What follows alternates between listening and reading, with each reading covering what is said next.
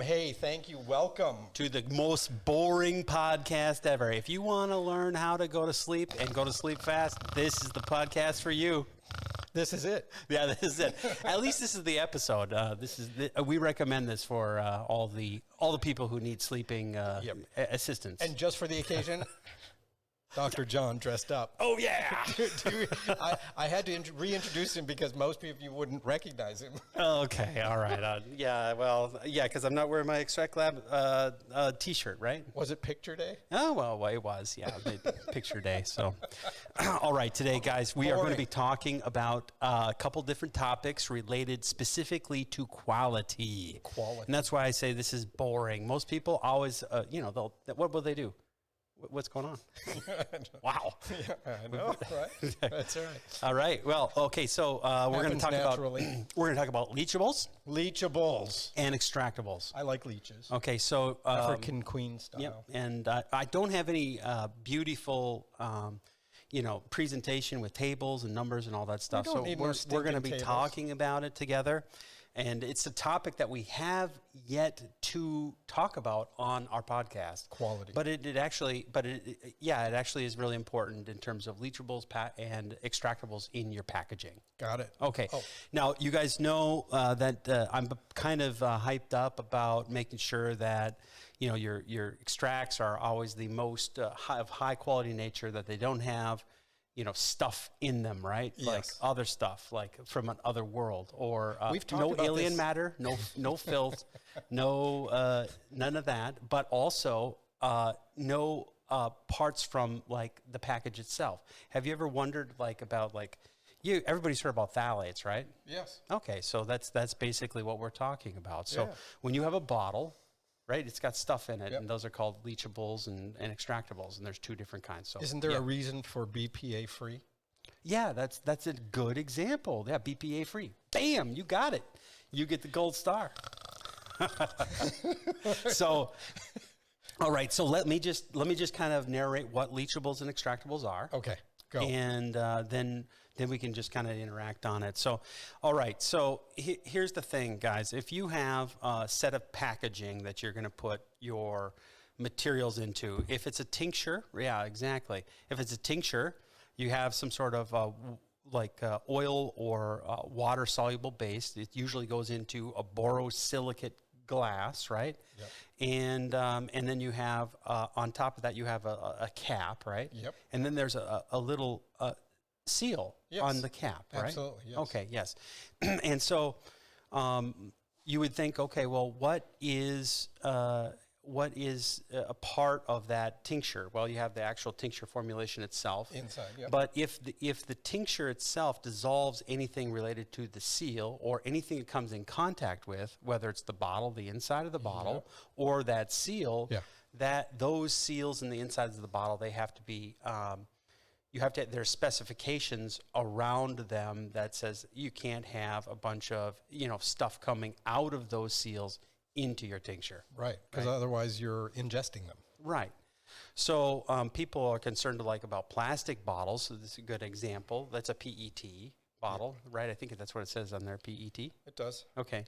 But it is BPA free. Yeah, BPA free. With BPA, back in the day, it was an extractable that came out of plastics into liquids, and then they found that it had a negative effect, negatory effect. And it fills you with free radicals. Yeah, free radicals, and then you get cancer and die. Yep. Okay. We're done. No, okay. But so again, they have phthalates. So when you have any kind of a squishy plastic, those are called elastomers. They all have leachables. Yes. Okay, and you want to make sure that you have plastics in what they call the contact materials, that they're BPA free, or they're leachable free, or extractables free. And we see leaching in soil, we see leaching in a lot of different things, but when we're talking about whatever is going to be in that cap or in that seal, we don't want that in the tincture. Right. Yep, and you don't want that in or infusing onto a gummy or onto the tobacco or the paper. Right. Right? Right, exactly. So there's a whole set of regulations that are called food contact notification regulations. And those are promulgated by the food contact notification regulation. Yes, exactly. Food FCN 1, FCN 2, FCN 117. Food contact notification regulations. Yeah, exactly. Now, think about this. The FDA, in all their wisdom, has created a set of methods by which you can test materials to see whether or not they're okay for food packaging. Oh. And there's different types of food that they use, and they have different standards for pharmaceutical packaging. But a lot of our, a lot of the customers that we deal with are, food packaging is probably what you're really looking at, right? Yep. And so, so typically what you want to do is look for the different types of packages that are in those food contact notifications, and those then become the basis for saying there is no risk for, say, phthalates in my tincture, or there is no risk because they did all this data. Here's the materials that I'm using, and here's all of the here's all the items that I've done all my homework, and there's no risk, and I've assessed the risk, and there's no risk because I'm using this particular material, and here's the data behind it, and the FDA says it's okay. And I think that's really good. There's a whole big movement right now, and I have a hot pot on my countertop to attest to that, because I've got I had a plastic one, and that was constantly boiling water. Right. And they said, don't do that. And even though it's safe. So now I have a full glass and stainless steel one. Oh, okay. Yeah. So because you would actually leach out a lot of them. Okay. So a lot of people who are in extractions, they also know this. If they have if you're using, let me see, if you're using like Buna seals, okay, and you're using those with ethanol, okay, even though ethanol is compatible with a Buna seal, there are extractables in the Buna that come out into the ethanol. Oh. Okay, like there's sulfur-based compounds and things like that. And there's actually hundreds of them that come out. So you got to be careful about that. A lot of times people will throw away their Buna seals and use PTFE seals, which have no extractables at all that you can get out of a PTFE seal. Okay. See what I'm saying? Sure. Or an FEP seal. These are different elastopolymers that people would use. Much like that PET bottle, right? This a PET is the type of plastic that is in. So, so that's the skinny on leachables, guys. And I think that the main thing is that there's a couple different things. If you are a consumer, it's safe to, I guess, I would basically be okay with the packages that were out there, because you can't just use a package. The manufacturer has done their duty, and they have done their risk assessments, and they are representing to you that the food that you're eating is safe, or that the water that you're drinking in the bottle is safe, right? For the most part, they meet the notification regulations. Yes, exactly. But if you are a processor or a producer of a product, that's really when you need to really start thinking about those types of things. You're going to look at your package. You're going to say, okay, what are the wetted materials? And do they have food contact notification specifications associated with them? If they do not, usually the manufacturer or whatever that seal is, they will tell you, okay, here's the materials that are in there. Here, this is the way it was made. Here's the different cure types that we used, and they'll share with you their process so that you can say, hey, this is now. You can make the declaration that this is now compliant with what you really want to do with your package. So make sure that it's leach free and extractables free. So be aware. That's the key thing. Yeah, I think be aware from the quality standpoint. From a GMP manufacturer, they might actually be required to assess the risk of leachables and extractables in all their packaging, and then they might be required also to go and do some of the tests themselves if they couldn't get a declaration of safety from the manufacturer. Gotcha. So, there's a lot that goes into it. From the consumer, I would just say, hey, look, I think the assumption of, hey, I'm safe is an okay assumption. From the standpoint of a producer or a processor, this is something you should be thinking about. And then for those people who are actually, producing the actual products that people will imbibe, you have to know, and you have to do the risk assessment. You have to make sure that the materials that are being used, and then actually do the tests. They're actually quite simple to do those tests. So you can try it out. They're by weight. The tests are by weight typically, and they have different tests for different types of food. Like if it's a water-based food, they have one type of test. If it's a fatty food, you have another type of test. If it's a partially fatty food or a carbohydrate, food, if it's got sugar in it, there's a different type of test. So there's a bunch of different things that you can do. And to summarize, what we're doing is we're looking at ways that to prevent anything from the packaging to get into the food, the tincture, whatever it is. Right. It wouldn't be like because you've got a tincture with a glass dropper, that's gonna be fine unless you try to give it to your dog and he starts chewing it. Right. You don't want right. Those are bigger chunks. Right. Exactly. and then you go with plastic, right? Right. So yeah, I mean, come to think of it, I mean, we really have gone a long way in terms of packaging. I mean, the reason that they have BPA free on there is essentially because that was an issue at one point in time. Phthalates are still all over the place, right? I mean, you have them in your body, I have them in my body. We imbibe tremendous amounts of phthalates all the time, right? Yep. And that's basically from packaged polymer. Either foods or seals or something like that that's been made as the food has touched it and it's leached into the food and now you're eating it. Yep. And it's over time. So we're talking about packaging, but it's no different than when you condense that whole thing. It's when you microwave in plastic. Don't do that. Yeah, don't do that. That's right. Microwave in plastic. That's good. Don't do that. Yeah, don't. Yeah. And that's exactly what we're talking about here, except this is just slower. Yeah. So that's leachables and extractables. Just one of those random topics that we haven't covered in the past. Those of you who are running a quality program, you will know exactly what it is. His computer just said it didn't recognize him because he was too dressed up. That was actually pretty awesome. Okay, that's not funny. Yes, it is. Let's talk about this next topic here, which is another quality topic. So another snoozer. Edward Deming, ISO 9006 Sigma. Not that type of quality. No, sorry. real quality. No. Let's talk about validation, okay? Because What are you saying?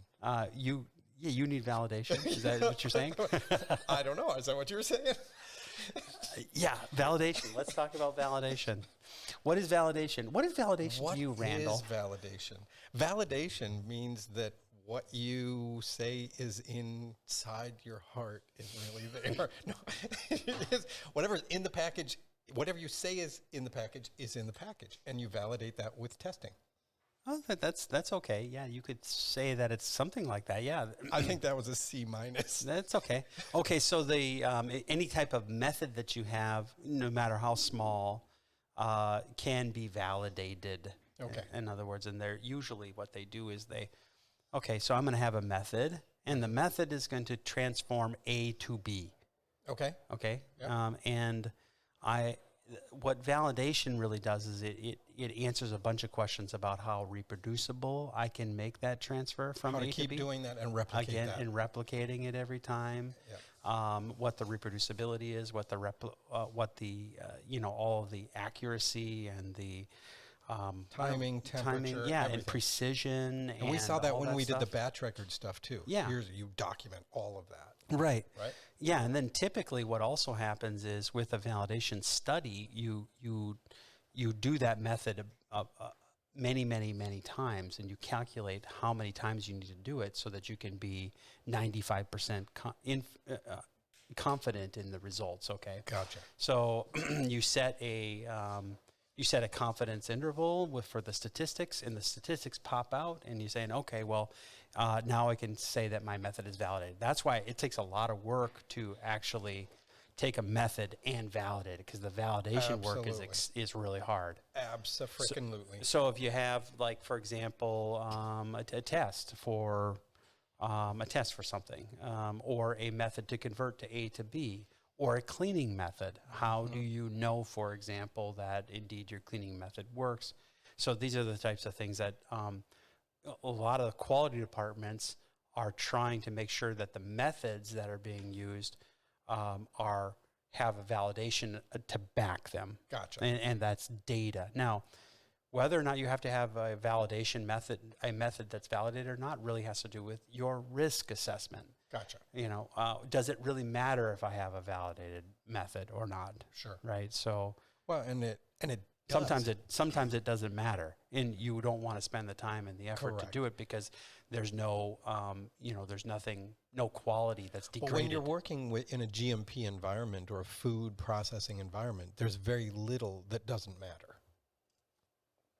Well, I think that as long as you reason together and you have data that says that it doesn't matter, then that's what you do. You don't want to waste your time on the things that don't matter. I agree with you. So usually the people will go through a full risk assessment, and they'll say for the purposes of the scope of the work, or for the purpose of the scope of the method, that the validation aspect does not matter. Gotcha. And so we do this with our equipment. We do this in a GMP setting with the actual method of whether you're extracting or distillation method, or if you are validating, for example, a fill of a tincture. Okay,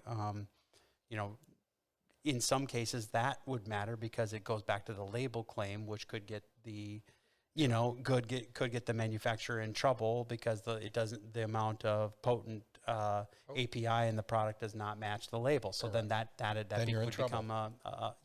would become a risk issue, right? Exactly.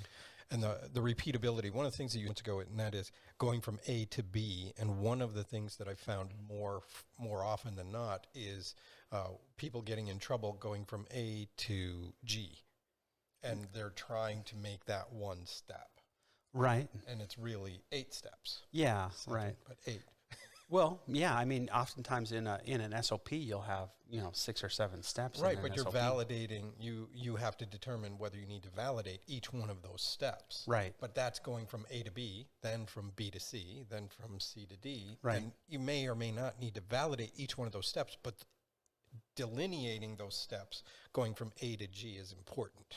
Yeah, is my point. Yeah, I think that's right. I mean, and I think that the way you would do that is you would get the quality people together along with the engineering people and the R&D people and the people who are doing your testing. You get them all into a room. Well, you're never going to get anything done. and then you say, we're going to do a risk assessment on this process of going from A to G. What's important and what's not. Yes, you did. Sorry. My apologies. You just dissed our best customers. Okay. No, I mean. No, you guys agree with me. But that is, in theory, that is very correct. It is. It's correct. It's not correct, but it's correct. You get them all into a room, and then basically they're going to do a risk assessment. And if you have a process for that risk assessment, you're going to be able to, you're going to be able to say, okay, we all agree that this is not important for us to spend time and effort to do. Like if I have a jar full of distillate, and I have to, and there's no reason that I would have to measure out 500 grams. It could be 500 grams plus minus 200 grams. Okay. Just pour it out, right? I mean, it doesn't really matter. Okay. That's what I'm saying. There's some things that don't matter, right? Okay. So, and you have to be able to assess the risk of each process. And so I think that when you're going from A to G, as long as you have a risk assessment that says, okay, B and D are critical steps, probably they need to have someone there to either do a line clear or something like that. Maybe a quality person has to check, or maybe A to G has no need for a quality check. That's perfectly fine. Okay, so I like validation methods. Yeah. I like that they're built into the SOPs, and you can use these methodologies inside even the IGW. Yeah. So you would refer to as a validated method. A validated method. Yeah, or as opposed to just a method. I think this was good. This wasn't so boring.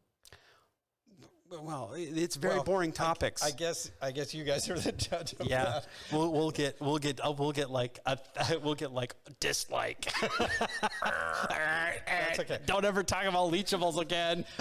So we did Leachables from a quality perspective, Yeah. and we did validation from a quality perspective. Yeah. Tell me again, and we'll have a couple of links on below here too for some of these. Oh, things. the FCN. We should link the FCN, That's what I was- notifications. FCN. Yeah. And And the USP also, by the way, has okay. Look, if you are in manufacturing and you don't have a copy of the USB, you should get a copy of the USB because it has all these beautiful chapters in there that have that are really talking about all of this.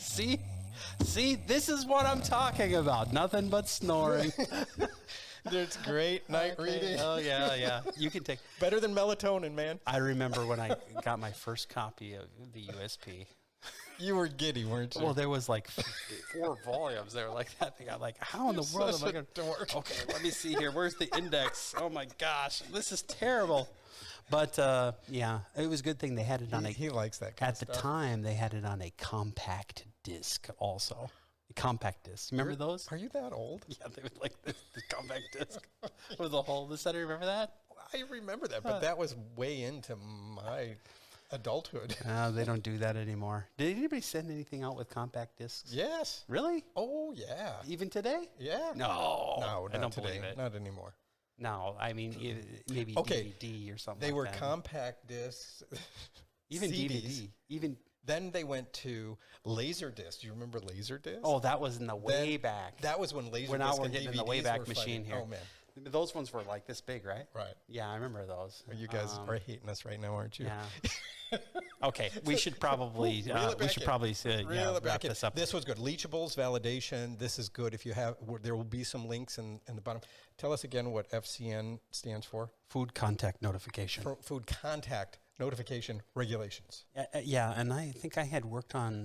Let me see. I worked on FCN 117. I think. Did you? Yeah, I think that was with some polymer leachables and photo initiators. So are you an asterisk at the bottom of that one? No, I don't know, but I did work on it for some company.